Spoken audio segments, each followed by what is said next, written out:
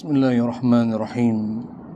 Assalamualaikum warahmatullahi wabarakatuh.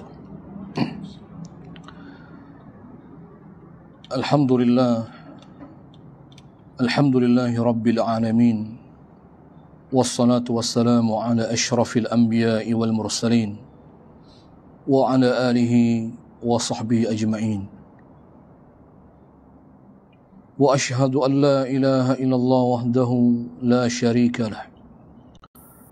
Wa ashhadu anna Muhammadan abduhu wa rasuluh.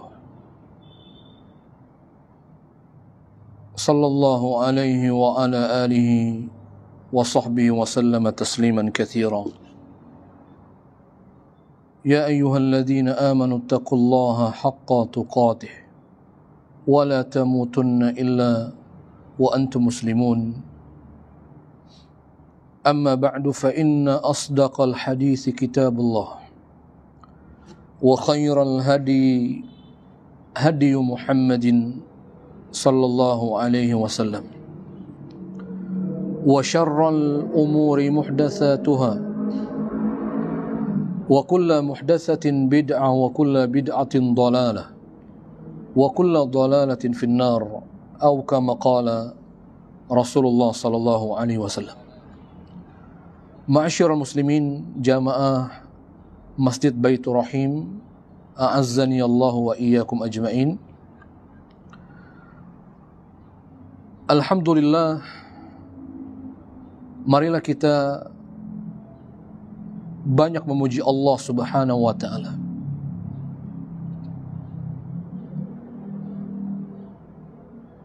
Tentunya dalam rangka bersyukur atas nikmat Allah Azza wa Jalla yang Allah karuniakan kepada kita. Maka di antaranya nikmat sehat wal afiyah. Kemudian juga nikmat iman dan Islam yang Allah Subhanahu wa taala berikan kepada kita. Dan yang semoga Allah Subhanahu wa taala kekalkan nikmat ini sampai Allah Subhanahu wa taala mewafatkan kita. Dan juga nikmat-nikmat lainnya seperti nikmat taufik, dimudahkan kita untuk beribadah kepada Allah Azza wa Jalla. Berupa kemudahan kita melakukan perintah-perintah Allah Azza wa Jalla merupakan nikmat yang besar. Nikmat yang patut kita syukuri, nikmat seperti halnya dalam kesempatan duha ini duduk bermajelis ilmu. Duduk di majelis ilmu dalam rangka menuntut ilmu agama Allah Azza wa Jalla. Jelas merupakan nikmat Allah Subhanahu wa taala yang patut untuk kita syukuri. Bukankah orang yang dipermudah oleh Allah Azza wa Jalla untuk belajar menuntut ilmu agama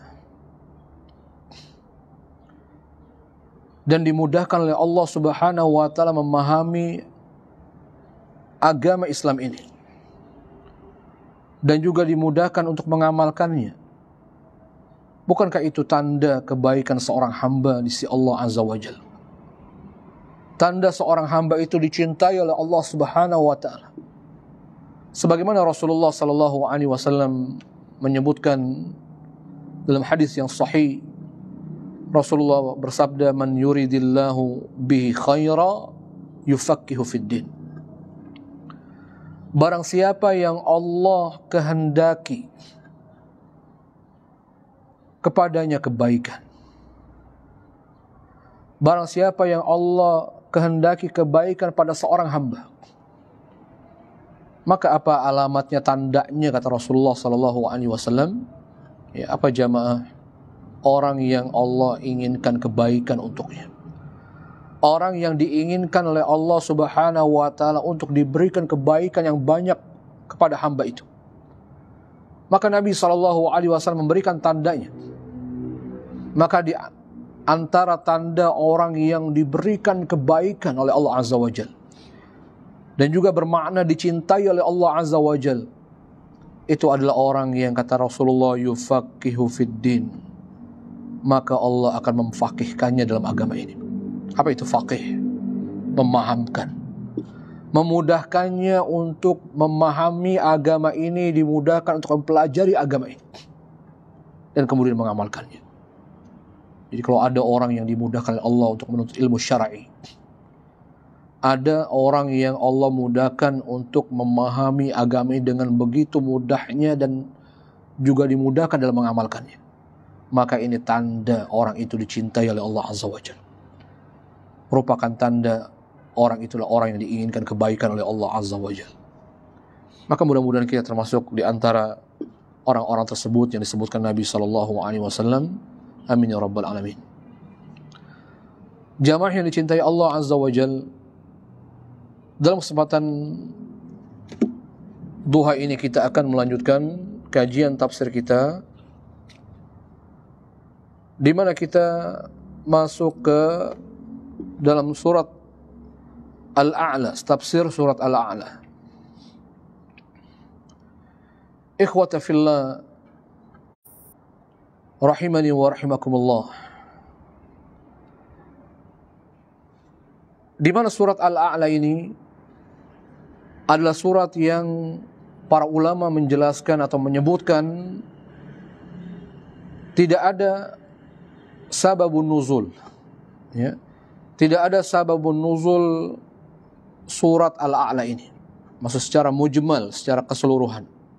Jadi satu surat ini tidak ada sebab khusus, ya, diturunkannya surat Al-A'la ini. Namun para ulama mengatakan, namun ada di antara ayat dalam surat Al-A'la ini yang dia memiliki sababun nuzul, sebab turunnya ayat tersebut, yaitu pada firman Allah Subhanahu wa taala, sanuqri'uka fala tansa. Nanti kita sebutkan ini, ya, bahwa ayat yang terdapat sebab diturunkannya oleh Allah Subhanahu wa taala, yaitu terdapat pada ayat yang ke-6, di mana Allah Subhanahu wa taala berfirman, sanuqri'uka fala tansa. Dan kami akan membacakan kepadamu Al-Quran, fala tansa, maka kamu tidak akan lupa selama-lamanya, ya. Maka kamu tidak akan lupa. Baik, sekarang kita mulai dari ayat yang pertama, ya, di mana Allah Subhanahu wa taala memulai surat Al-A'la dengan berfirman, Sabbihisma rabbikal a'la. Sabbih maknanya sucikan. Nazzih maknanya sucikanlah, kata Allah. Apa yang disucikan? Allah Subhanahu wa taala mengatakan, Isma rabbikal a'la. Nama Rabbmu, nama Tuhanmu yang maha tinggi. Apa maksud perintah Allah Subhanahu wa taala memerintahkan kita hambanya untuk mensucikan Allah, mensucikan nama Allah Subhanahu wa taala yang maha tinggi ini? Jadi kalau ada perintah mensucikan, kenapa kita disuruh bertasbih? Kenapa kita disuruh berzikir, yang diantaranya berzikir dengan mensucikan Allah Azza wa Jalla? Subhanallah, ya. Fasabbih bihamdik, ya.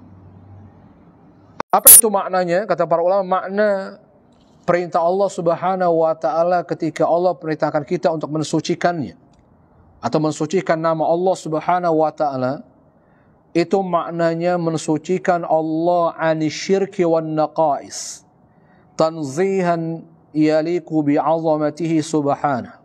Itu maksudnya Allah perintahkan kita mensucikan Allah dari kesyirikan. Jadi kalau ada perintah Allah, kita diperintahkan untuk mensucikan Allah Azza wa Jal, atau ada kalimat-kalimat subhanallah banyak-banyak dalam Al-Quran, kita mendapatkan subhanallahi amma yusyrikun.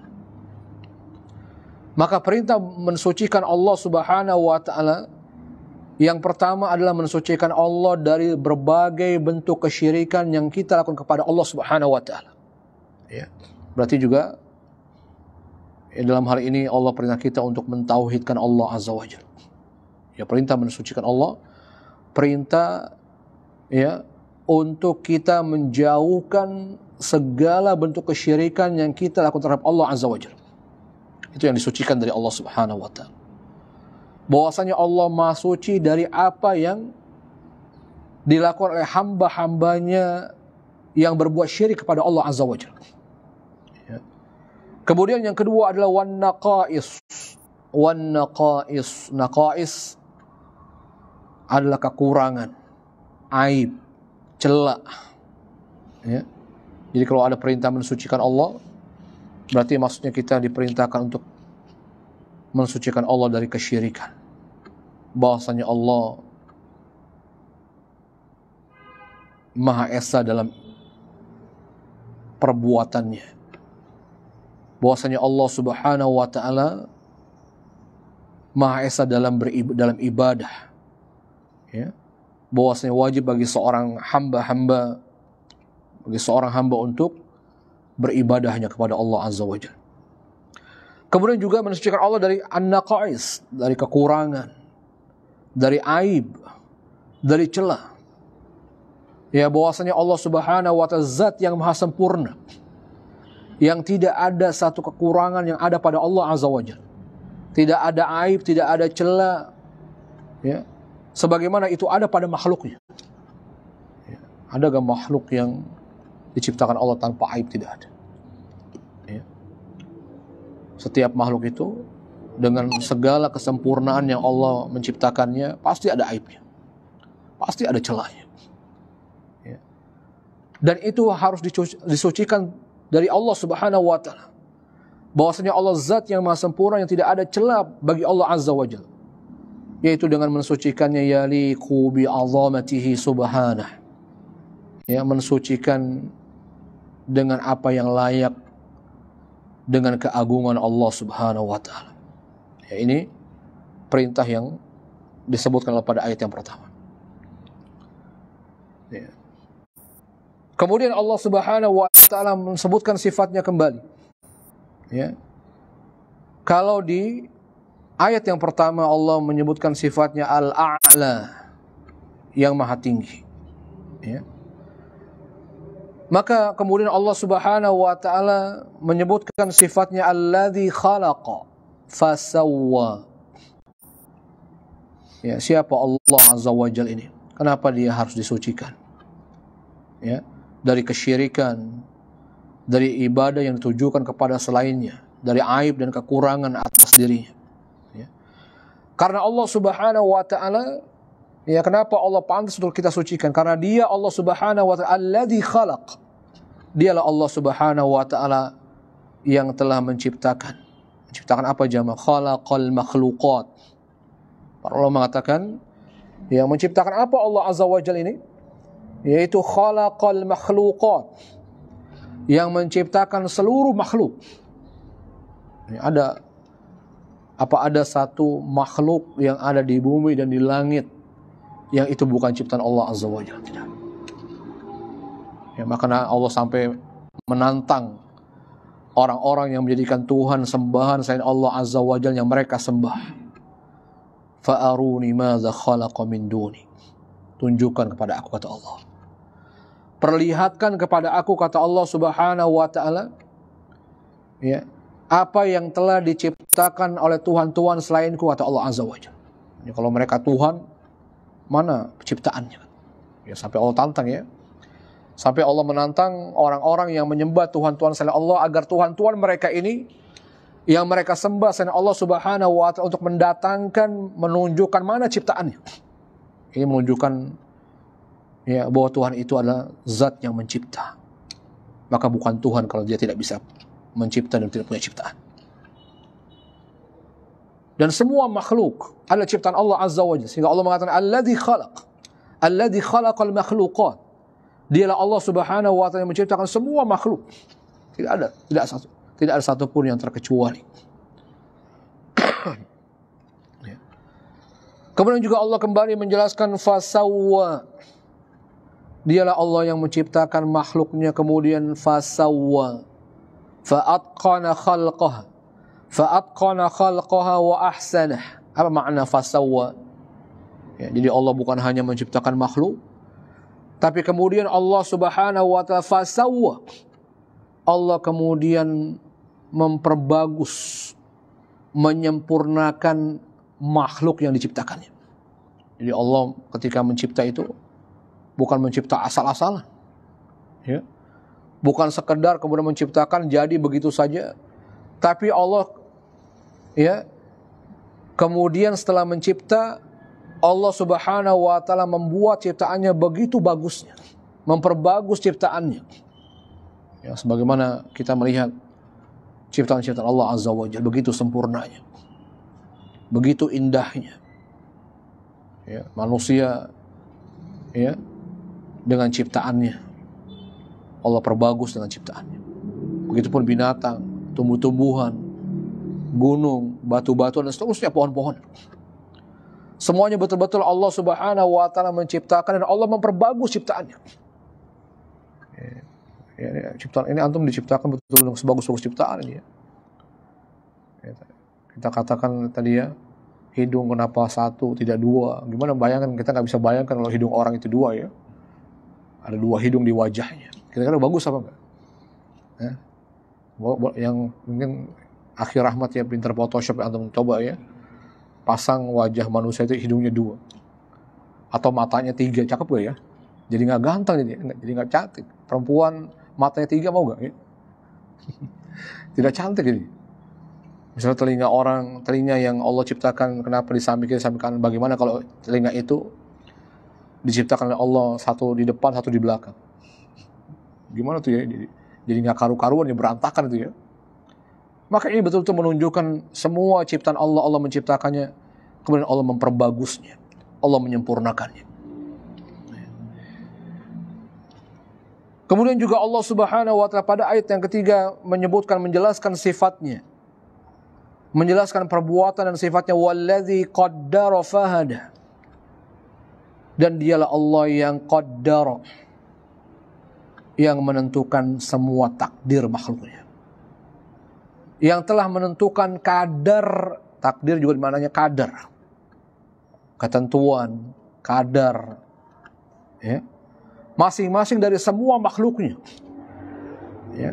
Apa maksudnya jamaah rahmati Allah Subhanahu wa ta'ala? Ya.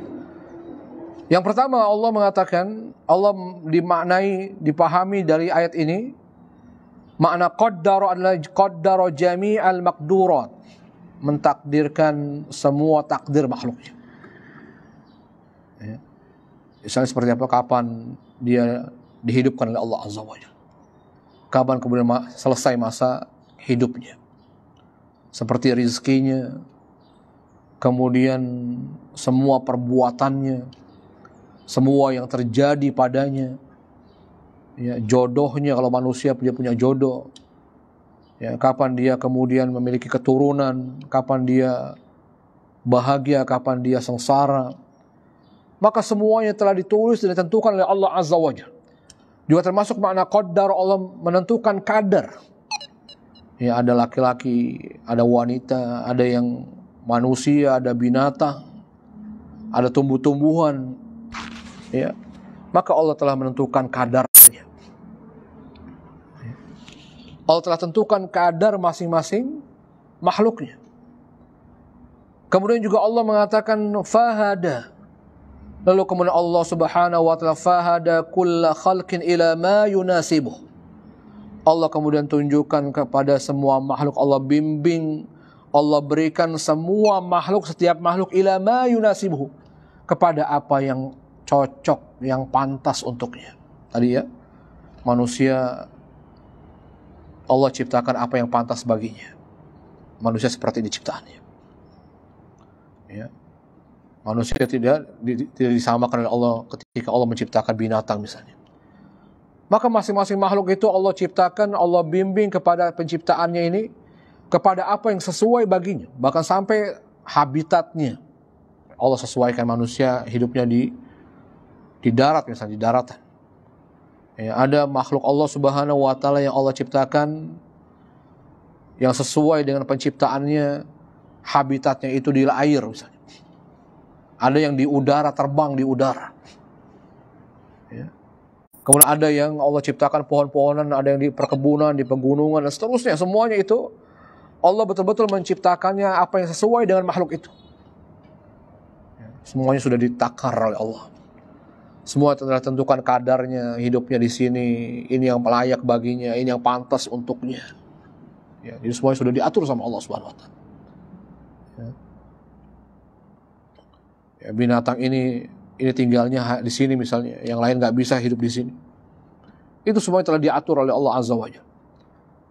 Ya, semuanya betul-betul telah diatur dan dibimbing oleh Allah Subhanahu wa taala kepada apa yang sesuai baginya.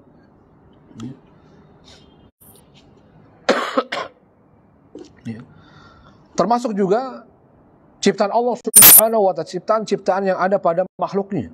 Itu semuanya betul-betul sesuai dan pantas dan layak untuknya. Kayak tadi ya, manusia dengan apa yang ada pada wajahnya, misalnya ada dua matanya, itu betul-betul yang pantas, ya, yang memang sesuai, cocok, ya, dengan makhluk tersebut. Ya. Misalnya kayak binatang, misalnya gajah, memang yang pantas hidungnya ada belalainya ya. Kalau nggak ada belalainya mungkin nggak pantas wajah gajah itu.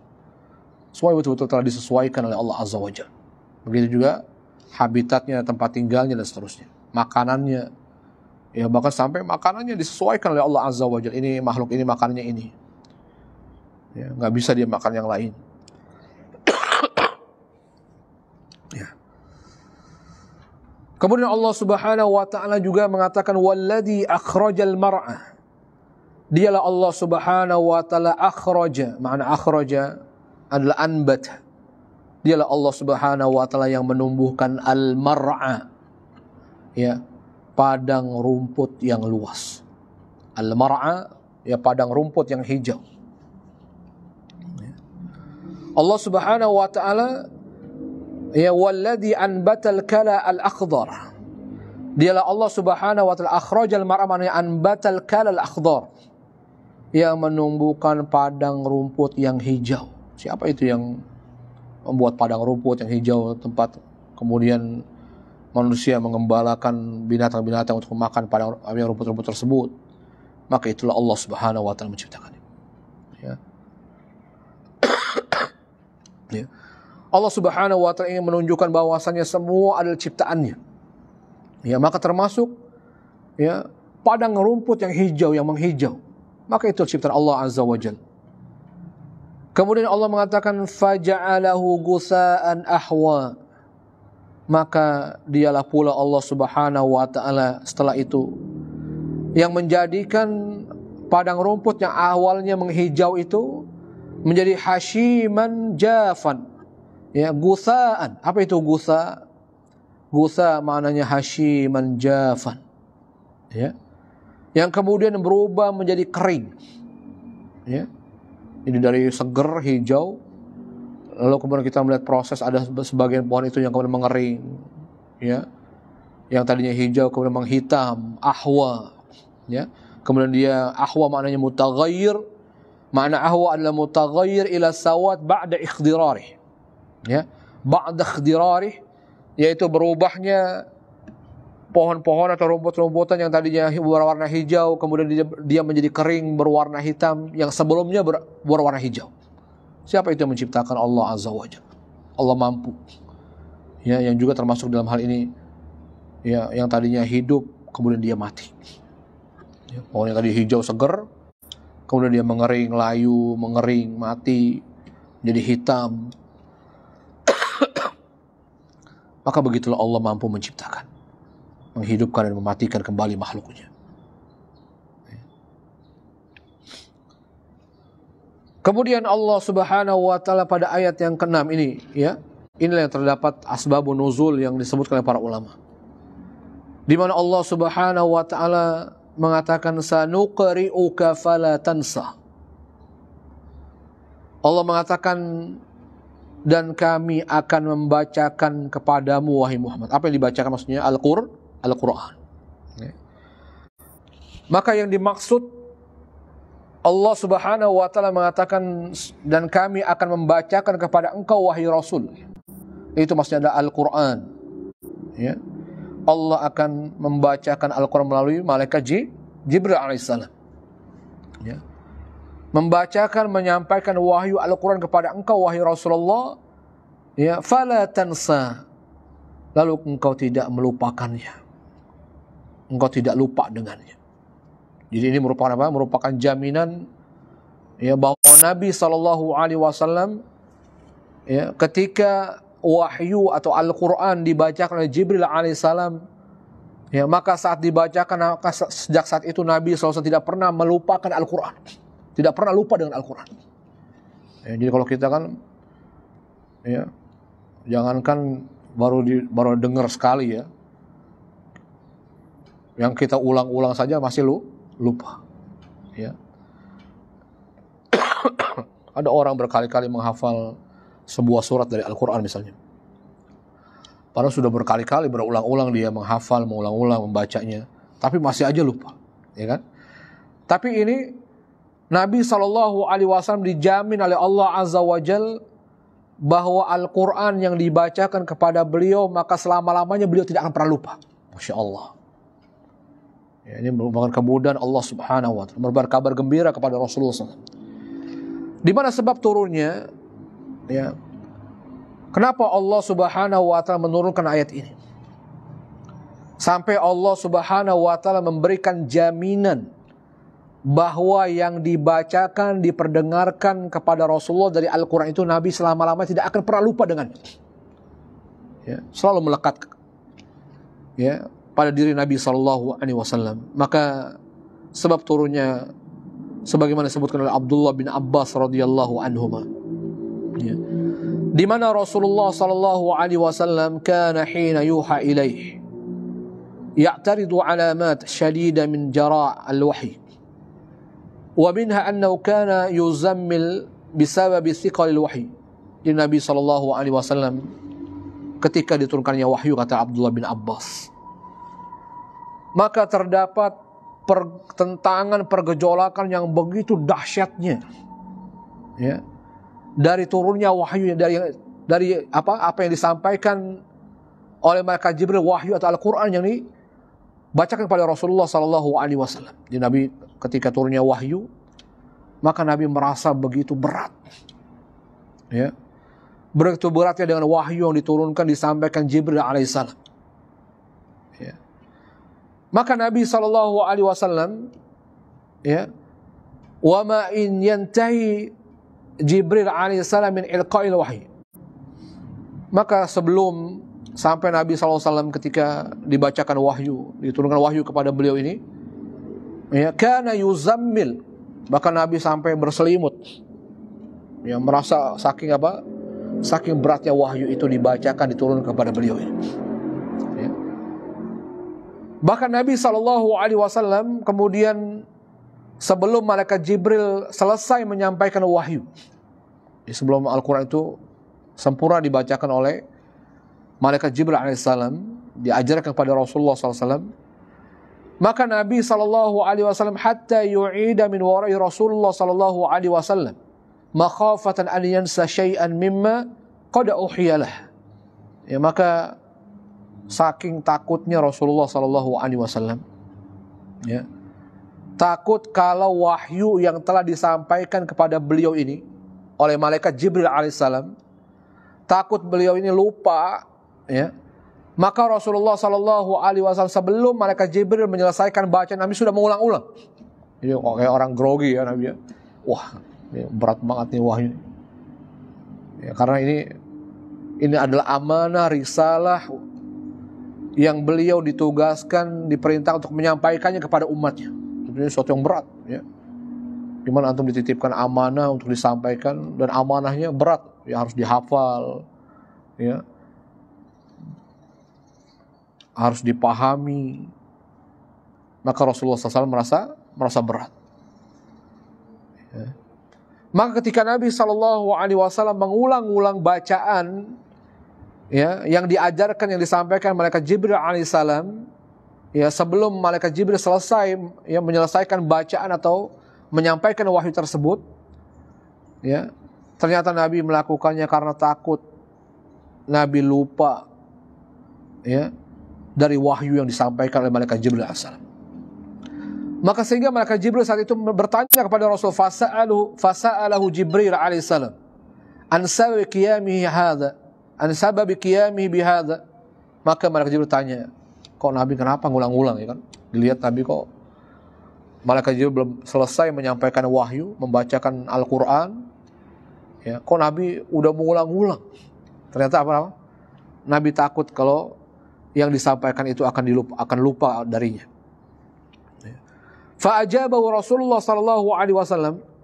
Maka Rasulullah sallallahu alaihi wasallam menjawab pertanyaan malaikat Jibril, apa sebab ya Rasulullah mengulang-ulang wahyu yang disampaikan, yang dibacakan malaikat Jibril kepadanya? Maka Rasul menjawab tadi apa? Makhafatan nisyan. Nabi takut lupa. Ya, nanti lupa gimana? Nabi merasa khawatir, ya. Maka turunlah ayat ini. Ya. Ya. Maka turunlah ayat yang betul-betul kabar gembira bagi Nabi sallallahu alaihi wasallam, kemudian bagi Rasulullah sallallahu alaihi wasallam, ya, sehingga Al-Qur'an bacaan yang dibacakan di hadapan Rasulullah SAW, ya, oleh malaikat Jibril alaihissalam tidak akan pernah Nabi selama-lamanya lupa dengan Al-Qur'an. Sehingga turun ayat ini, ya, sanuqri'uka fala tansa. Dan kami akan membacakan bacaan Al-Quran kepada engkau wahai Rasulullah, yang engkau ketika mendengarnya fala tansa, engkau tidak akan pernah lupa selama-lamanya. Masya Allah, ya. Jadi ini bedanya Rasulullah dengan kita nih, ya. Rasulullah sekali baca sudah melekat. Yang tadinya awalnya Rasul khawatir, gimana nih kalau seandainya wahyu ini, Quran yang turun kepada saya, lalu kemudian saya lupa, ya, gimana saya mau menyampaikan ini kepada umatnya. Maka Allah memberikan jaminan, ya, bahwasanya Al-Quran yang dibacakan, diajarkan Jibril alaihissalam, maka selama-lamanya Nabi tidak akan pernah lupa dengannya. Ya. Lalu kemudian pada ayat berikutnya, illa masya Allah, ya, Allah memberikan pengecualian. Ya. Pada asalnya, pada prinsipnya, semua bacaan Al-Quran yang dibacakan kepada Rasulullah SAW, Allah memberikan jaminan di mana tidak sedikit pun dari Al-Quran yang Nabi akan lupa. Nabi nggak akan pernah lupa sedikit pun dari Al-Quran. Selalu ingat. Ya, diberikan ingatan yang kuat oleh Allah Subhanahu Wa Taala. Ya, kecuali apa? Illa masya Allah. Kecuali Allah menghendakinya. Kecuali Allah menghendaki menginginkan Nabi SAW lupa. Ya. Illa masya Allah mimma iqtadat hikmatuhu ayyunsiyahu li maslahatin ya'lamuha. Kecuali Allah menghendaki Nabi lupa, yang tentunya ini dengan apa? Hikmah.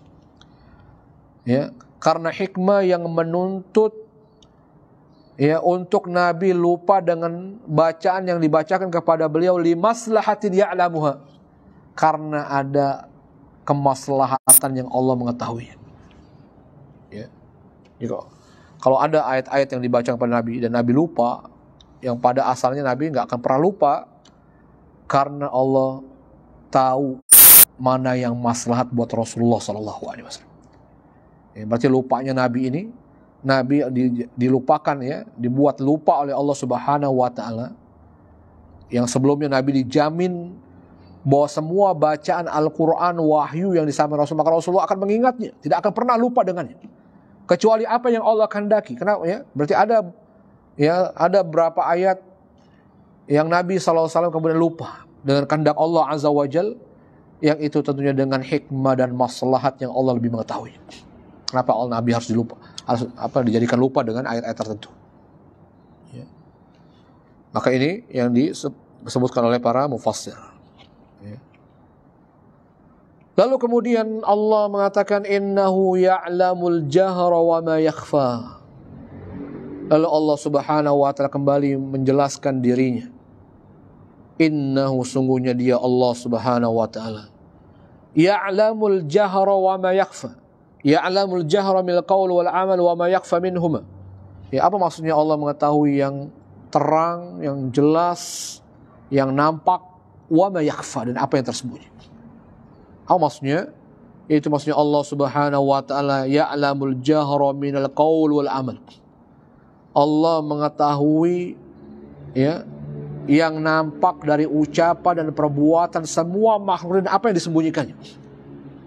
Ya, jadi tidak ada satupun ucapan dan perbuatan makhluk yang Allah tidak mengetahuinya. Pasti Allah mengetahui. Jadi jahra wa ma yakhfa, mau dia tampakkan, mau dia sembunyikan, mau dia umpetin, maka pasti Allah mengetahui. Ya, misalnya ada orang bermaksiat, dia bersembunyi dalam melakukan maksiat, maka Allah Subhanahu wa taala mengetahuinya. Ya. Jangankan yang nampak, ya maka semua yang manusia menutup-nutupi perbuatannya, ya, apapun perbuatan yang lakukannya, maka Allah Subhanahu wa taala Maha mengetahuinya. Ya, bahkan ya apa yang masih ada dalam benak kita, dalam hati kita yang belum kita ucapkan, belum kita perbuat, maka Allah mengetahui.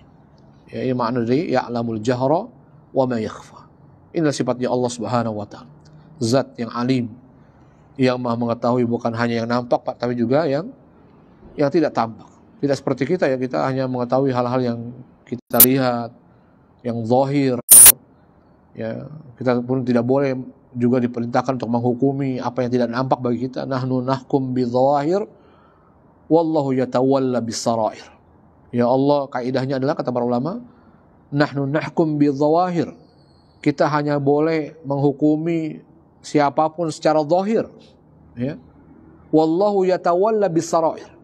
Dan Allah Subhanahu wa taala yang menghukumi apa yang tersembunyi dari makhluknya. Ya, seperti yang terjadi pada Usama bin Zaid, ya, ketika membunuh dalam peperangan orang yang telah mengucapkan syahadat. Ya. Maka kemudian Nabi SAW marah ketika dilaporkan kepada Rasulullah. Maka alasan Usama bin Zaid, ya, karena orang ini bersyahadat karena dia takut dengan ancaman Usama bin Zaid, dengan pedangnya, dengan apa yang akan dilakukannya. Maka Rasul mengatakan, asyaqaqta qalbah, apakah engkau telah membelah hatinya, Rasul? Apakah engkau telah membelah dadanya, wahai Usama, sehingga engkau tahu apa yang ada dalam hati? Makanya ini masalah hati adalah masalah, ya, yang hanya Allah Subhanahu wa taala mengetahui. Ya, ini juga merupakan kaidah yang agung, bahwasanya kita hanya boleh menghukumi orang secara zahir. Kita nggak boleh, ini fulan ngaji kayaknya ria ini. Nggak boleh. Ini fulan bersedekah, ya, biar dipuji orang ini. Sebetulnya dia, ya, bukan orang yang dermawan, tapi karena banyak orang, biar kemudian diumumkan, biar dia, ya, namanya baik, ya, tersohor, dipuji banyak orang karena banyak menyumbang.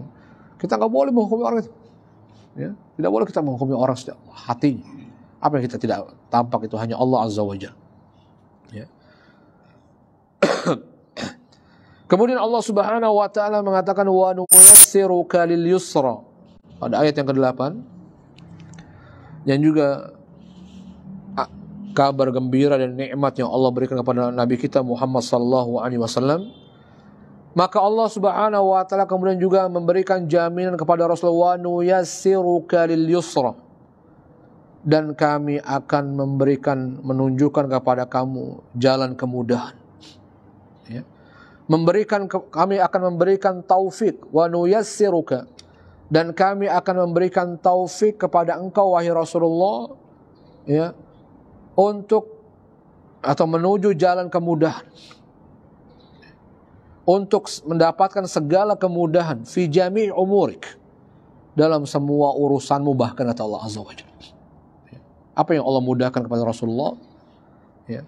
Apa taufik, kemudahan yang Allah berikan kepada Rasulullah sallallahu alaihi wasallam ini? Para ulama mengatakan, fi jami' umurik, dalam semua urusanmu, wahai Rasulullah. Masya Allah. Jadi Allah, ya, betul-betul memudahkan nabinya ini, rasulnya ini. Allah mudahkan dalam semua urusannya. Ya, baik urusan ibadah kepada Allah, dunianya, dakwahnya. Maka betul-betul Allah berikan taufik, Allah berikan kemudahan Rasulullah SAW dalam beribadah kepada Allah, dalam berdakwah, ya, dalam hal dunia. Maka semua urusan Rasulullah betul-betul dimudahkan, dijamin, diberikan kemudahan oleh Allah Subhanahu wa taala. Wa min dzalika tashilu talaqi a'ba'i risalah. Yang diantaranya, kata para ulama, taufik, ya, berupa kemudahan yang diberikan Allah kepada Rasulullah sallallahu alaihi wasallam dan semua urusan Rasulullah, termasuk adalah kemudahan dalam menerima tugas-tugas risalah, ya, dalam menerima, ya, dan menyampaikan risalahnya Allah Subhanahu wa taala. Jadi Nabi dimudahkan oleh Allah.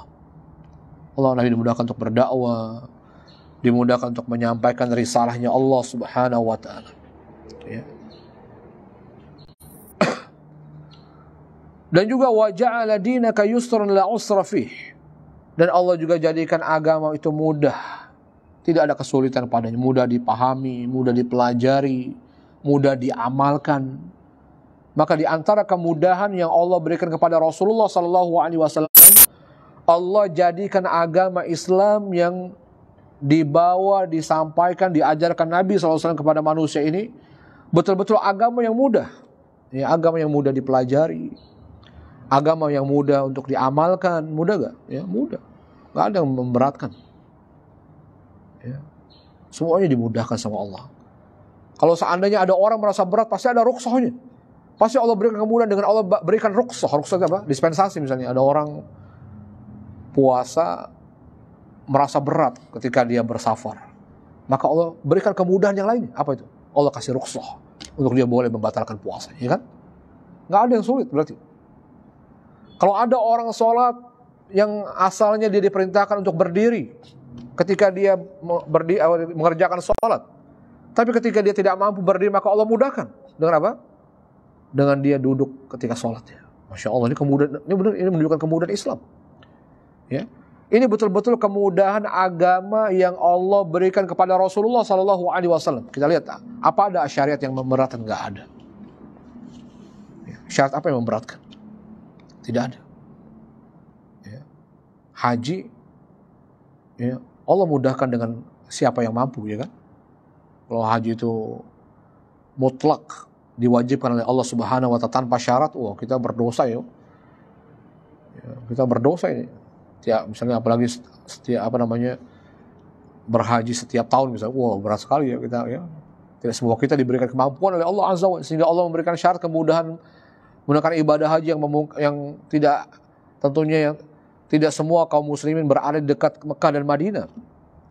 Tidak semua orang berada di Mekah atau di sekeliling Mekah, ada orang yang jauh untuk menuju Mekah, sehingga Allah mensyaratkan kemampuan, man istata'a ilaihi sabila, bagi siapa yang mampu untuk menuju dan melakukannya, kata Allah Subhanahu wa taala. Masya Allah, Allah berikan kemudahan. Coba antum sebutkan apa syarat Allah yang antum lihat berat itu. Pasti itu ada kemudahan. Ya. Apa Syekh Doni? Ya, Syekh Rahmat. Sebutkan syariat yang bagi orang berat tapi pasti ada kemudahannya Allah berikan. Tadi kayak orang puasa, mungkin ada orang sebagai orang berat, gak kuat. Allah boleh berbuka. Lagi sakit boleh berbuka. Harus punya fisik yang kuat. Ya, haji banyak persyaratannya. Ya, maka kenapa istitoah bukan maknanya bukan hanya mampu secara finansial, mampu fisiknya, ya, mampu untuk datang ke sana, perjalanannya mudah. Ya. Misalnya ada kekacauan, ada peperangan di tengah-tengah jalan menuju Mekah, maka gugur kewajiban menunaikan ibadah haji. Bisa tidak aman misalnya. Atau misalnya wanita, ya, wanita misalnya tidak ada mahram, ya, maka gugur kewajibannya menunaikan ibadah haji. Ya, dimudahkan oleh Allah Azza wa Jalla. Ya, apa yang nggak mudah? Karena mau umrah, mau haji tapi nggak ada mahram, sudah nggak, Allah mudahkan, nggak usah haji, nggak usah umrah, tidak ada masalah. Ya, semuanya ada ya, dipermudah oleh Allah Azza wa Jalla. Yuridullahu bikumul yusra wala yuridu bikumul usra. Allah menginginkan yang mudah bagi kalian, kata Allah.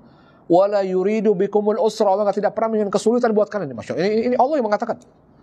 Dalam surat Al-Baqarah Allah jelas mengatakan yuridullahu bikumul yusra wala yuridu bikumul usra. Dan Allah menginginkan kemudahan buat kalian dan tidak menginginkan kesulitan buat kalian. Masya Allah.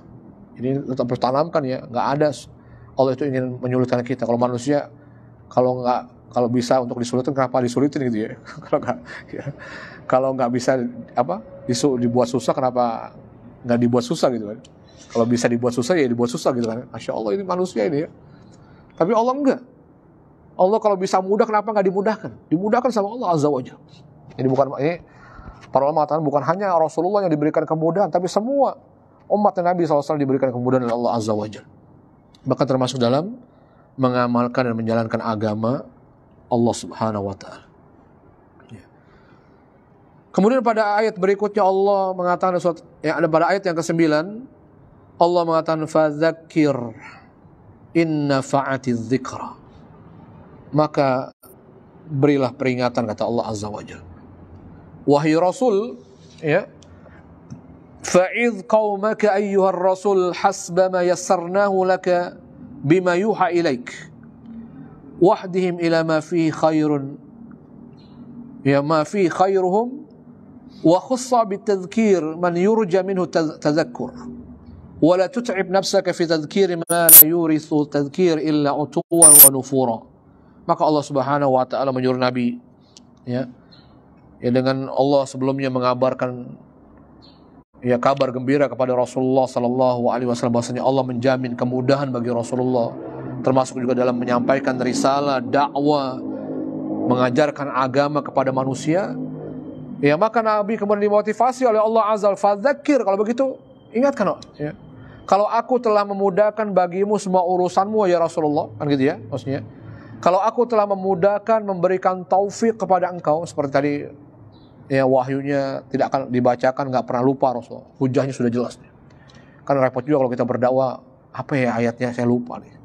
Orang jadi nggak percaya sama kita kan. Ya, ini ustadz apa gimana sih? Oh ayatnya lupa misalnya kan jadi meragukan ya. Maka apa yang membuat kemudahan bagi Rasulullah SAW yang membuat dakwah Nabi diterima oleh Allah Azza wa Jalla, maka diantaranya Nabi dibuat tidak pernah lupa dengan Al-Quran yang menjadi hujjah. Ya. Kemudian juga dijamin Nabi kemudahan oleh Allah dalam semua urusannya, termasuk dalam menyampaikan risalah, dakwah, menyebarkan agama Islam. Maka oleh karena itu Allah mengatakan fadzakir. Kalau begitu berilah nasihat. Kalau begitu dakwahi wahai Rasul. Engkau dakwahi, engkau nasihati kaummu.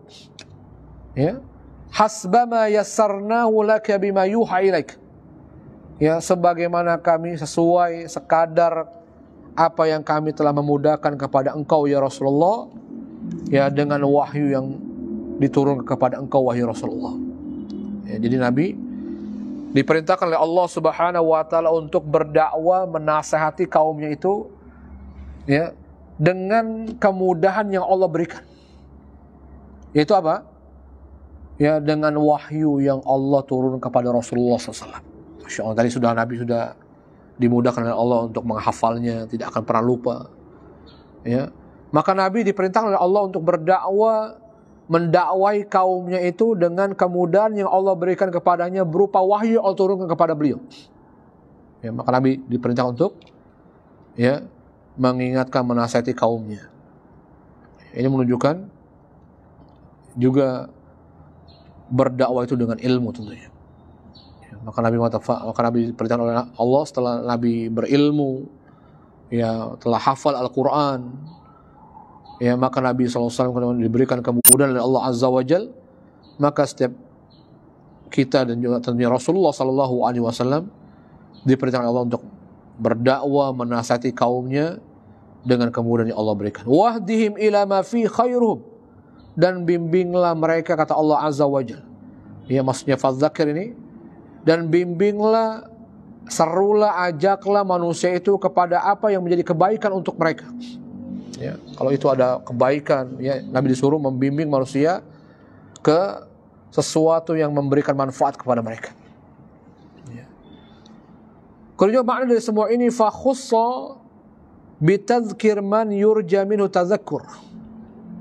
Ya Allah mengatakan fadzakir ya inna fa'atiz dzikr, sungguhnya nasihat agama itu betul-betul bermanfaat kata Allah Azza wa Jalla. Ya, sehingga Nabi diperintahkan untuk berdakwah, mengajak manusia ke jalan Allah Azza wa Jalla, itu adalah kebaikan buat mereka. Dan juga termasuk dalam hal ini wa khussa bitadzkir. Ya, dan dikhususkan ya memberikan peringatan, memberikan nasihat itu kata Allah Subhanahu wa Ta'ala Man yurja minhu tadzakur, orang-orang yang diharapkan bisa menerima dakwah, mau dinasihati. Jadi kalau kita berdakwah, kalau kita ingin mengajak orang kepada kebaikan, ada orang-orang yang mau kita ajak kebaikan. Siapa orang yang diprioritaskan untuk kita ajak kepada kebaikan yang diperintahkan oleh Allah Azza wa Jalla? Maka adalah orang-orang yang punya potensi, ya, diharapkan kalau kita dakwah dia mau menerimanya, bukan menolaknya. Jadi ini dulu. Jadi jangan buang-buang energi ya. Kalau ada orang kayaknya enggan, nggak mau, menolak, ya. Kalau kita dakwah, kalau kita sampaikan agama, maka kita tinggalkan dulu ini. Ya. Cari orang-orang yang sekiranya dia butuh dengan nasihat, dia mau belajar, dia mau memperbaiki agamanya, dia mau menerima nasihat-nasihat agama, maka itu adalah orang yang diprioritaskan kata Allah Azza wa Jalla. Ya. Bahkan juga para ulama menjelaskan makna dari ayat ini, wala tut'ib nafsaka fi tadhkiri man la yurisu tadhkir illa utwa wa nufura. Jangan engkau melelahkan dirimu wahai Rasulullah. Juga termasuk maknanya kata para mufassir, ya, Allah menyuruh Rasulullah untuk memberikan nasihat, itu maksudnya adalah memberikan nasihat kepada orang yang mau menerima nasihat. Itu yang diprioritaskan. Ya. Kenapa? Allah wala tut'ib nafsaka, dan jangan engkau buat lelah dirimu. Ya, jangan engkau membuat dirimu capek, sia-sia, buang-buang energi. Ya. Yaitu mendakwahi orang-orang yang tidak mau menerima dakwah, tidak ingin menerima nasihat, kecuali hanya kesombongan, penentangan. Maka orang-orang itu gak perlu dulu. Ya, sudah tinggalkan dulu. Jadi sementara ada orang yang masih mau menerima nasihat, kita justru kita abaikan, ya kan? Ini ada orang yang tidak mau menerima nasihat, tapi kita justru dakwahi mereka ke jalan Allah Azza. Maka tentunya kesia-siaan dan buang-buang energi tentunya. Ya, maka prioritas dakwah adalah orang-orang yang kalau kita dakwahi dia berpotensi menerima dakwah kita. Gitu ya.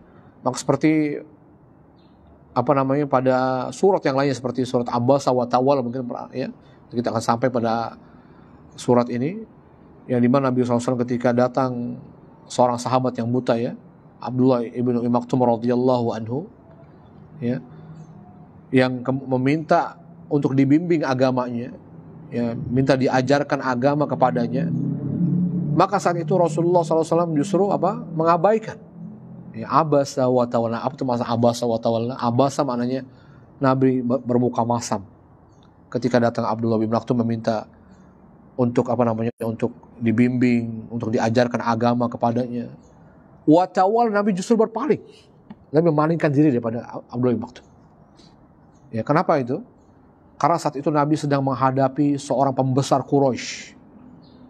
Ya, yang padahal si pembesar Quraisy ini yang diharapkan hidayahnya oleh Rasulullah SAW, ya, tidak mengharapkan hidayah Allah Azza wa Jalla. Ya, jadi ya sebetulnya hal yang fitrah, ya. Kalau kita dihadapkan dengan dua orang, yang satunya kere, yang satunya orang ada nih, ya. Yang keduanya kita juga mengharapkan hidayah untuk orang, mengharap kebaikan untuk orang. Kira-kira mana kita layani lebih dulu? Ya. Pasti kita, wah, ini orang kaya nih, kalau dia kaya, dia dapat hidayah Islam, maka dia akan memperkuat Islam dengan kekayaan. Kan gitu, ya. Dia akan banyak menolong agama kita. Maka begitu yang dilakukan Rasulullah SAW. Ya, karena saat itu Nabi sedang mendakwai seorang pembesar Quraisy saat datangnya Abdullah ibn Maktum, seorang sahabat yang buta. Yang padahal Abdullah ibn Maktum lebih membutuhkan hidayah. Betul-betul bersungguh-sungguh ingin diajarkan oleh Rasulullah SAW. Sementara orang yang didakwai pembesar Quraisy ini orang yang belum tentu mau ketika ditunjukkan kepada jalan yang benar, dia bisa menerima dakwahnya Rasulullah SAW. Ya. Maka kemudian Allah menegur Rasulullah SAW dengan menurunkan ayat abasa wa tawalla. Ya. Nanti kita akan sampai pada ayat tersebut. Makanya di sini, ya, orang yang kita dakwahi, Nabi diingatkan oleh Allah Azza wa Jal adalah orang-orang yang diharapkan ketika diberikan peringatan, diberi nasihat, dia akan menerima nasihat tersebut. Bukan orang yang menjadi semakin sombong, menolak, menjauh, ya, dari nasihat tersebut. Lalu Allah mengatakan sayadzakkaru may yakhsha. Ya, sayadzakkaru may yakhsha. Ya. Maka orang-orang yang takutlah yang akan mendapatkan peringatan, kata Allah Azza wa Jalla. Ya. Sayadzakkar maknanya sayatta'idz. Sayatta'idzu alladhi yakhafu rabbah. Dan orang-orang yang takut kepada Allah lah orang-orang yang akan mendapatkan nasihat, menerima nasihat itu ya dari Rasulullah sallallahu alaihi wasallam. Ya. Jadi kalau kita ya, siapa orang yang mudah menerima nasihat? Siapa orang yang akan bermanfaat nasihat, ya, peringatan-peringatan dalam Al-Qur'an itu adalah orang-orang yang takut sama Allah. Ya. Jadi prioritas dakwah adalah kepada orang-orang yang kita lihat, oh ini orangnya takut kepada Allah. Ini orang, ya, biasanya kalau orang takut kepada Allah Azza wa Jalla, kalau disampaikan nasihat agama dia akan menerima dan mengamalkan. Maka ini yang harusnya kita lakukan. Maka Allah ingatkan bahwasanya orang yang takut kepada Allah Subhanahu wa ta'ala adalah orang yang dia akan mengambil pelajaran. Dia adalah orang yang mengambil nasihat. Dia akan menerima nasihat itu, kata Allah Subhanahu wa ta'ala. Sebaliknya kata Allah, wa yatajannabu wal ashqa. Ya. Wa yatajannabu wal ashqa. Yatajannab maknanya yabta'id. Al ashqa adalah orang yang celaka yang tidak takut dengan Tuhannya. Maka Allah mengatakan wa yatajannabuha. Ya, al-ashqa. Adapun orang-orang yang ashqa, kata Allah, yang celaka, yang la yakhsha rabbah, yang dia tidak takut dengan Allah Azza wa Jalla, sayatajannabah, maka dia akan menjauhi nasihat, ya, dia akan menjauhinya. Ya, alergi dengan nasihat, kalau dengar Quran, wah, apaan sih kok dikit-dikit Quran. Ya, ini enggak, orang kayak gini enggak akan, ya, tidak akan mendapatkan hidayah tentunya. Ya. Sulit untuk mendapatkan hidayah Allah Azza wa Jalla. Ya, maka orang-orang ini kalau bisa ditinggalkan dulu ini. Ya, dia bukan prioritas dakwah kita. Ya, kalau ada orang cenderung melecehkan agama, kalau kita bicara agama dilecehkan, berarti jangan ini, berarti, ya, target dakwah itu bukan ini berarti. Tinggalkan dan cari yang berpotensi untuk bisa menerima dakwah kita. Ya. Karena mereka adalah orang-orang yang hanya akan menjauhi, bahkan melecehkan, ya kan?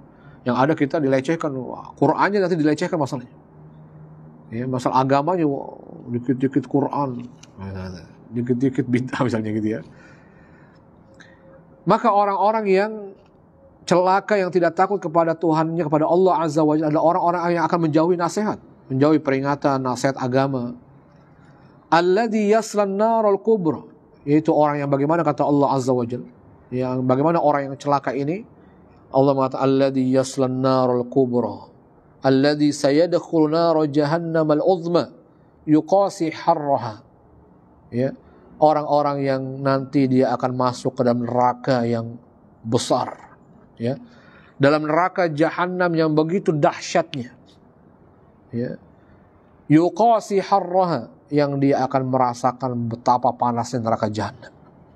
Ya, ini maksud dari alladzi yasla an-nar al-kubra. Yasla maknanya yadkhul, yang akan masuk. An-naro, neraka, maksud neraka jahanam, al-kubro, yang besar, yang hebat, yang dahsyat, ya, dan dia akan merasakan betapa panasnya api neraka yang dia masuk ke dalamnya. Ya, bagaimana hebatnya, dahsyatnya neraka jahanam ini, yang akan dimasuki oleh orang-orang yang tadi celaka, yang dia tidak takut kepada Allah Azza wa Jalla. Ya, menunjukkan ketidaktakutannya, dia langgar aturan Allah, dia tinggalkan perintah Allah. Orang yang gak takut sama Allah. Ya, banyak gak orang kayaknya kok biasa-biasa aja tinggal sholat, berarti gak takut sama Allah, dia gak takut dengan sisa Allah Azza wa Jalla. Ya. Maka orang-orang ini, kata Allah Azza wa Jalla, orang yang gak punya rasa takut kepada Allah Azza wa Jalla, yang tentunya cenderung akan meninggalkan perintah Allah, yang mengerjakan yang dilarang oleh Allah Azza wa Jalla, maka dia akan dimasukkan ke dalam neraka jahanam yang begitu dahsyatnya, yang Allah mensifati summa la yamutu fiha wa la yahya. Yang kemudian ketika dia masuk neraka jahanam, bagaimana keadaannya, kata Allah? La yamutu fiha, dia tidak mati, tidak merasakan mati di dalamnya, wala yahya, tidak merasa hidup. Apa maksudnya? Ya. Jadi orang itu kalau dalam neraka itu, ya, dibakar, disiksa sesisa-sisanya, itu sifatnya la yamutu fiha fayastarih. Ya, di mana orang disiksa itu nggak akan ada akhirnya, nggak akan ada matinya, sehingga dengan itu dia bisa beristirahat. Maksudnya itu. Jadi orang ketika masuk dalam neraka itu disiksa yang dia nggak akan pernah ada mati. Ya, yang tidak masih mati berarti selesai siksaannya dan dia beristirahat dari siksaan Allah Azza wa Jalla. Betul-betul tidak diberikan istirahat dalam merasakan siksanya Allah Azza wa Jalla. Kemudian juga Allah mengatakan wala yahya. Juga dalam neraka itu Allah mengatakan sifat orang dalam neraka itu wala yahya, mereka tidak hidup. Maksudnya apa? Wala yahya hayatan tanfa'uhum. Ya, kenapa dikatakan oleh Allah orang dalam neraka itu nggak mati? Tadi kalau nggak mati berarti dia selesai dan dia bisa beristirahat. Ini nggak mati, nggak dibuat mati sama Allah, sehingga tidak bisa beristirahat dari siksa Allah. Kemudian wala yahya, kenapa disebut oleh Allah tidak hidup? Karena tidak beda ya, karena dia tidak hidup sebagaimana orang yang hidup, yang hidupnya bisa menikmati hidupnya, bermanfaat hidupnya kan gitu ya. Ya. Hidupnya betul-betul seperti tidak hidup, karena tidak manfaat, hidupnya disiksa oleh Allah Azza wa Jalla. Ya. Mati nggak bisa, hidup juga tersiksa. Ya, Masya Allah, itu gimana tuh ya? Maksudnya nggak mati nggak hidup itu maksudnya nggak ada matinya, artinya terus dia tidak beristirahat, diberikan siksa oleh Allah Azza wa Jalla. Dan juga tidak sama seperti orang tidak hidup karena berapa siksaan terus, disiksa oleh Allah terus menerus. Ya. Kemudian Allah mengatakan dalam ayat berikutnya, ayat ke-14, qad aflaha man tazakka. Allah mengatakan qad aflah, qad faza man tahara nafsahu min akhlaqi sayyi'ah. Ya, qad aflah, sungguh telah beruntung kata Allah Azza wa Jalla. Sungguh telah menang, telah sukses orang yang bahagia kata Allah Azza wa Jalla. Siapa itu? Allah mengatakan man tazakka. Ya, siapa orang yang beruntung, yang sukses, yang bahagia? Maka Allah Subhanahu wa taala mengatakan adalah orang yang ketika di dunia kata Allah man tahara nafsahu min akhlaqi sayyi'ah. Orang yang mensucikan dirinya dari akhlak yang buruk. Ya, dari akhlak yang buruk. Disucikan dirinya. Kemudian apalagi orang yang beruntung itu yang disifati oleh Allah Azza wa Jalla, yang pertama adalah orang yang dia berupaya untuk selalu membersihkan dirinya dari akhlak yang buruk, dari perbuatan-perbuatan yang buruk. Ya, ucapan yang buruk, perbuatan yang buruk, dia selalu menjaganya ketika di dunia. Ya. Kemudian yang kedua kata Allah wa dzakara asma rabbi fasalla. Kemudian adalah orang yang dzakara asma rabbi, orang yang selalu mengingat Allah Subhanahu wa taala. Ya. Orang yang menang, yang beruntung kata Allah Azza wa Jalla, selain dia mensucikan dirinya, menjaga diri dari perbuatan yang buruk, dari akhlak yang buruk, yaitu orang yang selalu mengingat Allah Azza wa Jalla. Ya, mengingat Allah itu maksudnya apa? Ya, dia beribadah hanya kepada Allah Subhanahu wa ta'ala. Zakarallah fa wahhadahu wa da'ahu wa amila bima yurdih. Bahwasanya makna mengingat Allah, ya, mengingat nama Allah Subhanahu wa ta'ala, nama Tuhannya, wa dzakara asma rabbi, dan orang yang mengingat nama Tuhannya. Itu maksudnya apa? Yaitu orang yang mengingat Allah Subhanahu wa ta'ala dengan dia esakan Allah dan beribadah kepadanya. Orang yang hanya beribadah kepada Allah berarti mengingat Allah. Ya. Wada'ahu, dan hanya berdoa kepada Allah, meminta hajatnya kepada Allah Azza wa Jalla. Ya, mentauhidkan Allah Subhanahu wa ta'ala dalam ibadah. Kemudian wa amila bima yurdi, orang yang selalu beramal dengan apa yang diridhoi oleh Allah Azza wa Jalla. Kenapa kok beramal yang diridhoi? Berarti ada amal-amal yang Allah ridhoi. Ya. Jadi kita perlu tahu jamaah, ya, kenapa amal-amal yang kita kerjakan itu harus kita pastikan amal yang Allah ridhoi. Ya. Kalau amal itu diridhoi oleh Allah Azza wa Jalla, berarti amal itu adalah amal yang bermanfaat di dunia dan di akhirat kita. Ya, Allah ridho dengan amal kita. Ya. Berarti ada amal-amal yang tidak diridhoi oleh Allah Azza wa Jalla dan mereka menganggap itu adalah sebuah amal. Ya. Amal yang bagaimana itu? Ya, adalah amal yang tentunya yang tidak memenuhi dua syarat. Sebagaimana dijelaskan oleh banyak para ulama, yaitu apa? Amal yang dikerjakan tidak ikhlas, kemudian tidak sesuai dengan syariat yang dibawa oleh Rasulullah SAW. tidak mengikuti syariat yang diajarkan Nabi SAW, makanya amal tidak diridhai oleh Allah Azza wa Jalla. Ya. Sehingga kenapa banyak ayat-ayat di mana Allah memerintahkan kita berdoa untuk kita beramal dengan apa yang Allah cintai.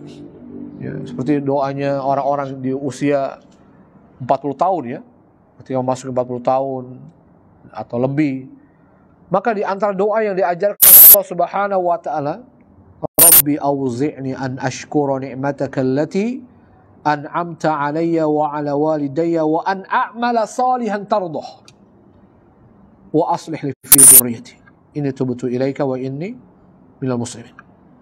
Ya. Allah mengajarkan doa Rabbi auzi'ni an ashkura. Ya Allah, tunjukkan dan bimbing aku an ashkura ni'mataka allati an'amta 'alayya, untuk bersyukur atas nikmatmu yang engkau berikan kepadaku dan kedua orang tuaku. Ya, an ashkura, ya Rabbi auzi'ni an ashkura ni'mataka allati an'amta 'alayya, untuk bersyukur atas nikmatmu ya Allah yang engkau berikan kepada aku ya Allah. Ya. Wa 'ala walidayya, kepada orang tuaku. Wa an a'mala salihan tardhaini. Ya. Dan bimbing aku, tunjukkan aku ya Allah untuk beramal dengan amal yang kau ridhoi. Ya. Maka tentunya amal yang diridhoi adalah amal yang akan diterima oleh Allah Azza wa Jalla. Ya, berarti ada amal-amal yang tidak diridhoi Allah Subhanahu wa taala. Mungkin banyak orang beramal di mana ternyata amalnya tidak diridhoi oleh Allah Subhanahu wa taala, banyak. Itu amal yang tidak sesuai sunnah, amal yang dilakukan tidak ikhlas untuk Allah Azza wa Jalla. Ya, maka Allah mengatakan orang yang beruntung ya adalah orang-orang yang, kata Allah Subhanahu wa taala, adalah orang yang selalu mengingat Allah Subhanahu wa taala dengan dia beribadah hanya kepada Allah, berdoa kepada Allah dan beramal dengan apa yang Allah ridhoi. Kemudian juga Allah mengatakan fasalla. Lalu kemudian dia mengerjakan sholat, dia mendirikan. Maksudnya fasalla di sini adalah maknanya semua perintah sholat itu bermakna, kata para ulama, wa aqama sholat fi awqatiha, yaitu mengerjakan, mendirikan sholat pada waktunya. Ya. Mengerjakannya di awal waktunya, di waktu-waktu yang dicintai oleh Allah Azza wa Jalla. Ya. Kenapa kita katakan sholat yang dimaksud oleh Allah itu sholat yang dikerjakan di awal waktu? Karena itu yang disyariatkan oleh Allah Azza wa Jalla. Itulah yang diinginkan dan diridhoi oleh Allah Subhanahu wa taala, sebagaimana sahabat Abdullah bin Mas'ud ketika datang kepada Rasulullah. Sahabat Abdullah bin Mas'ud ketika datang kepada Rasulullah SAW, beliau mengatakan, ayyu amalin ahabbu ilallah. Ya Rasulullah, amal apa yang ahabbu ilallah, yang lebih dicintai oleh Allah. Kita lihat ya, para sahabat itu kalau bertanya sama Rasulullah, bertanya amal yang Allah cintai, amal yang Allah ridhoi. Karena itu yang bermanfaat. Karena itulah yang akan diterima dan diganjar oleh Allah Azza wa Jalla. Kita lihat apa yang dijawab oleh Rasulullah SAW berkaitan dengan fasalla. Ya, orang yang beruntung itu adalah orang yang mengerjakan sholat pada waktunya. Karena sholat yang dikerjakan di awal waktu, ya, dikerjakan di waktunya, di awal waktunya, di antara amal yang lebih dicintai oleh Allah Azza wa Jalla daripada amal-amal yang lainnya. Sehingga ketika Nabi ditanya oleh sahabat Abdullah bin Mas'ud, amal apa yang lebih Allah cintai ya Rasulullah? Maka Rasulullah mengatakan, as-salatu ala waqtiha. Salat yang dikerjakan di awal waktunya, kata Rasulullah SAW. Ya, juga di awal waktu maknanya ya dikerjakan di tempat, di masjid di mana azan itu dikumandangkan dan dengan cara berjamaah. Ya. Jadi salat yang sempurna, salat yang diridhoi oleh Allah Azza wa Jalla, ya, yang lebih dicintai oleh Allah adalah salat yang dikerjakan di awal waktu, di tempat di mana azan itu dikumandangkan oleh Allah dengan berjamaah. Khusus bagi laki-laki tentunya ini. Kemudian Allah mengatakan selanjutnya ayat berikutnya, ayat 16, Allah mengatakan bal tu'thirunal hayatad dunya. Setelah Allah menyebutkan siapa orang yang beruntung, yaitu dengan orang yang mensucikan dirinya dari akhlak yang buruk, dia beribadah hanya kepada Allah, mengesahkan Allah dalam beribadah, dia mendirikan salat di awal waktunya. Namun banyak orang, kata Allah, bal tu'thirunal hayatad dunya. Kata Allah, akan tetapi kalian, kata Allah, sungguh kalian ini, kata Allah, kebanyakan kalian ini wahai manusia, kata Allah Azza wa Jalla, tu'thirunal hayatad dunya. Ya, tufaddiluna zinatal hayatad dunya zinatal hayatid dunya ala na'imil akhirah. Ya, Nabi Allah mengatakan akan tetapi atau sungguh kalian ini tu'thirunal hayatad dunya. Kalian lebih mengutamakan kehidupan dunia, kata Allah Azza wa Jalla. Kalian lebih mengutamakan kesenangan dunia, kata Allah. Namun banyak orang itu justru lebih cenderung, kata Allah. Allah ingatkan, ya harusnya, padahal orang yang beruntung tadi, kata Allah, orang yang dia apa? Orang yang mementingkan akhirat. Orang yang mengutamakan akhiratnya dengan dia memperbaiki akhlaknya, dia jauhkan dari akhlak yang buruk, dia sucikan dirinya dari akhlak yang buruk.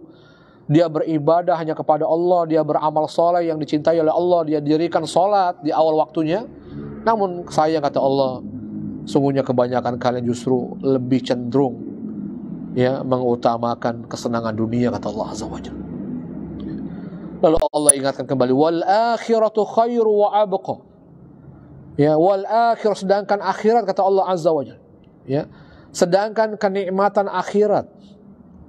Ya, maksudnya kenikmatan ya. Tadi karena tadi manusia cenderungnya dia lebih mengutamakan, memprioritaskan kesenangan, kenikmatan dunia yang dia raih. Ya.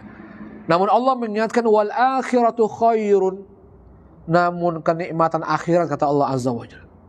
Akan tapi akhirat, ad-darul akhirah, ya. Kehidupan kita di akhirat, kata Allah Azza, tempat kita di akhirat. Wa ma fiha min na'imil muqim, dan apa dan kenikmatan yang ada di dalamnya. Maka Allah mengatakan khairun, dia lebih baik, kata Allah Azza wa Jalla. Allah mengingatkan kita ya bahwasanya kenikmatan akhirat itu jauh lebih baik. Ya. Bahkan Allah mengatakan wa abqa, jauh lebih mengekalkan, jauh lebih kekal, kata Allah Azza wa Jalla. Lebih kekal daripada kenikmatan dunia yang sementara, yang akan sirna, yang akan ada masa berakhirnya, kata Allah Azza wa Jalla. Kenapa kita prioritaskan dunia? Kenapa manusia memprioritaskan kenikmatan dunia yang sementara? Ya, kenikmatan itu akan sirna, akan lenyap, akan ada masa berakhirnya, akan dia tinggalkan bahkan, atau akan meninggalkan dia. Jadi nikmat dunia itu sifatnya dua, ya, meninggalkan dan akan ditinggalkan. Ya. Misalnya orang punya jabatan, selesai masa jabatan, selesai, udah hilang nikmatnya, ditinggalkan oleh nikmat itu. Ya. Atau dia akan meninggalkannya, mati, selesai, berarti dia akan tinggalkan. Ya kan? Misalnya orang masih menjabat, tapi diwafatkan, udah selesai, ditinggalkan jabatannya, berakhir jabatannya. Ini nikmat dunia itu, ya, baik apakah dia akan meninggalkan kita, atau kita akan yang meninggalkannya. Meninggalkan dengan berakhir masa nikmat itu. Ya, misalnya kita kaya raya, digempa, dikasih gempa, hancur, selesai. Ya, meninggalkan kita, sirna. Atau kita masih kaya tapi Allah wafatkan kita. Allah wafatkan kita, selesai masa hidup kita di dunia ini, maka selesai kenikmatan itu. Maka Allah mengatakan kenikmatan akhirat khairu wa abqa. Dia lebih baik dan lebih kekal. Selama-lamanya kita akan menikmati kenikmatan akhir. Lalu Allah mengatakan mengakhiri ayat ini, inna hadza lafis suhufil ula. Allah mengatakan inna hadza, maksudnya inna hadza, sungguhnya ini, kata Allah, lafis suhufil ula, betul-betul terdapat dalam lembaran-lembaran yang terdahulu. Maksudnya apa ini? Maksudnya Allah mengatakan innama ukhbirtum bihi fi hadis surah. Sungguhnya apa yang diberitakan kepada kalian pada surat ini, kata Allah. Ya, jadi surat Al-A'la ini yang tadi berisikan apa yang kita tadi sampaikan. Ya. Sungguhnya apa yang diberitakan kepada kalian pada surat ini, ya, mimma sabata ma'nahu, atau semua yang maknanya terdapat, ya, surat yang juga maknanya pada surat ini, kata Allah Azza wa Jalla, itu ternyata, kata Allah, la fis suhufil ula. La, betul, lam di sini lamut taukid, betul-betul, kata Allah Subhanahu wa taala, itu terdapat pada kitab-kitab, pada lembaran-lembaran allati unzilat qabla al-Qur'an, yang diturunkan sebelum Al-Qur'an. Jadi firman Allah dalam Al-Qur'an ini itu bukan sesuatu yang baru. Ya. Peringatan Allah Subhanahu wa taala dalam Al-Qur'an, ya, sungguhnya dia telah tertulis, terdapat dalam kitab-kitab sebelum diturunkannya Al-Quran. Jadi ada. Ya, maka Allah ingatkan, ini ada dalam kitab kalian, kata Allah. Seperti apa contohnya? Allah mengatakan fi suhufi Ibrahim wa Musa. Ya, suhufi Ibrahim wa Musa, yaitu dalam lembaran-lembaran Ibrahim, suhufnya Ibrahim, kitabnya Ibrahim, dan juga ya suhufnya Nabi Musa alaihissalam. Ya, wallahu a'lam bishawab. Jadi ini ya menunjukkan bahwasanya semua yang ada dalam Al-Quran itu ya semuanya ada pada kitab-kitab sebelumnya. Sehingga Al-Quran ada penyempurna, dia penyempurna. Ya, semua kitab-kitab yang diturunkan sebelumnya oleh Allah Azza wa Jal, bahkan juga Quran, agama Islam diturunkan selain menyempurna juga menghapuskan, sehingga orang cukup dengan beriman dengan apa yang ada dalam Al-Quran, dan ya cukup hanya mengimani dan tidak perlu mempelajari Taurat. Ya, kita beriman dengan Taurat, kita beriman dengan Injil, tapi bukan untuk mempelajari. Kenapa? Karena semuanya telah ada dalam Al-Quran telah sempurna disempurnakan dalam Al-Quran. Ya, capek gak misalnya antum ada buku banyak, ada 3 buku, tapi buku yang terakhir penyempurna, semuanya ada ya, semuanya ringkasan, ya semuanya mengandung apa yang ada pada 2 buku yang lainnya. Kira-kira antum mau nggak baca buku semuanya, apa cukup baca buku 1 ini? Itu orang yang cerdas namanya, ya. Ya, kapan dia menyia-nyiakan waktunya membaca bacaan yang sebetulnya sudah sempurna, bacaan kedua ya yang ada pada 2 kitab ini, ada pada kitab ini. Ya. Maka tidak perlu kita baca, kita cukup mengimani Injil dan Taurat ya, dan kitab-kitab yang lainnya Allah turunkan. Kita beriman dengan kitab-kitab yang Allah turunkan, tapi bukan berarti kemudian kita menyibukkan dengan membacanya. Kita cukup mencukupkan dengan Al-Quran yang diturunkan kepada Nabi kita Muhammad SAW sebagai penyempurna kitab-kitab yang sebelumnya. Wallahu a'lam bishawab. Tafadhal, kita bertanya.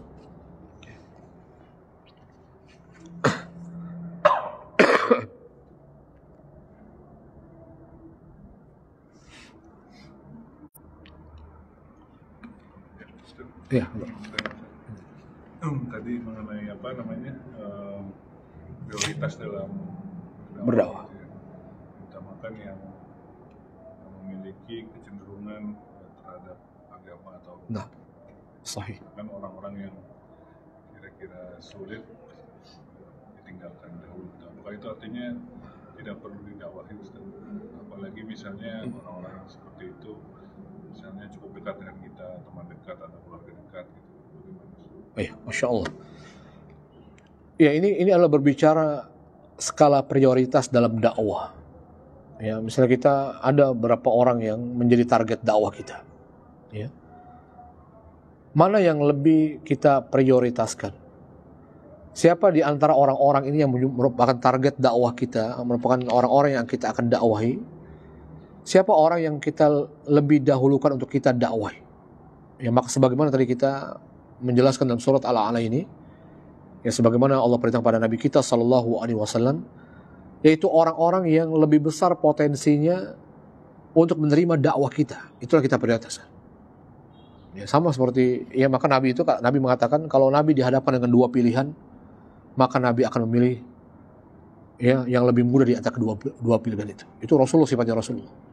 Di antara sifatnya Rasulullah SAW, kalau Nabi dihadapkan dengan 2 pilihan, maka Nabi akan mengambil ya yang termudah di antara 2 pilihan itu.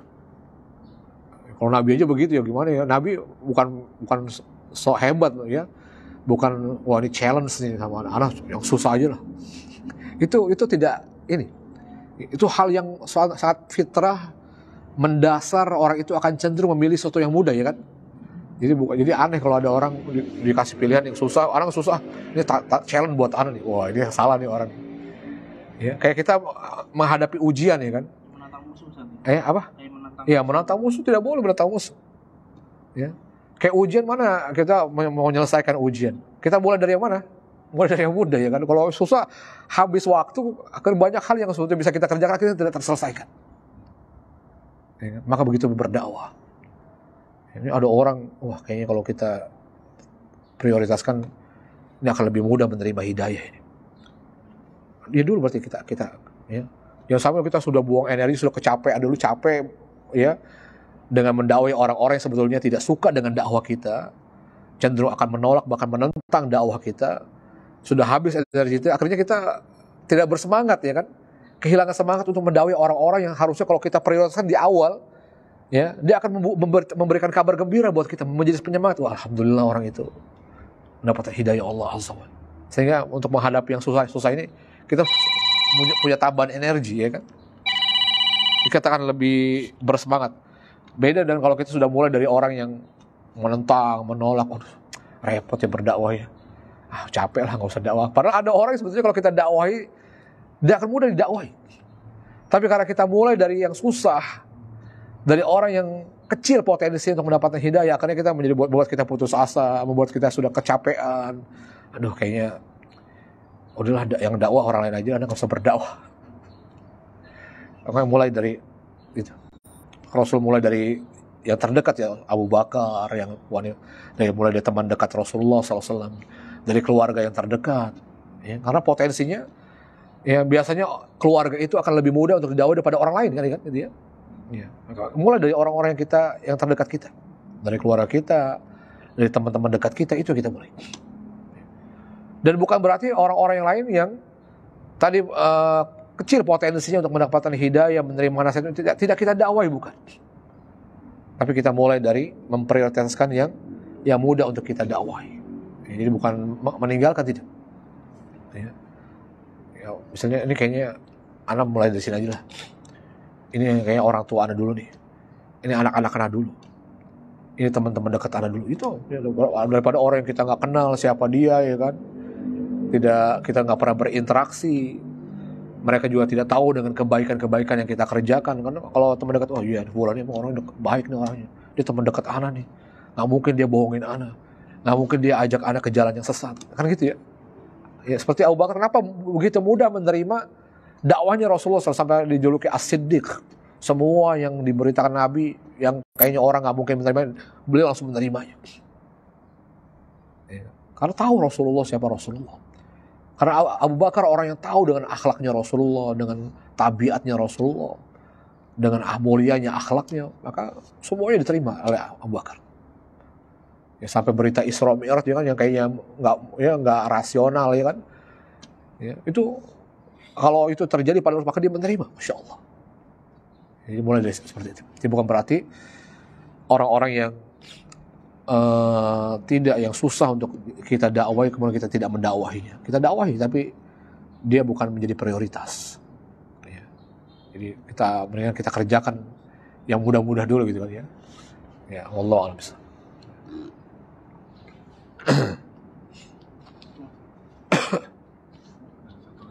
Biasanya kalau surat ini dibaca oleh imam gitu, di akhirnya ketika Sufi Ibrahim Musa dan jemaah alaihissalam dengan agak dikeraskan, apakah memang begitu?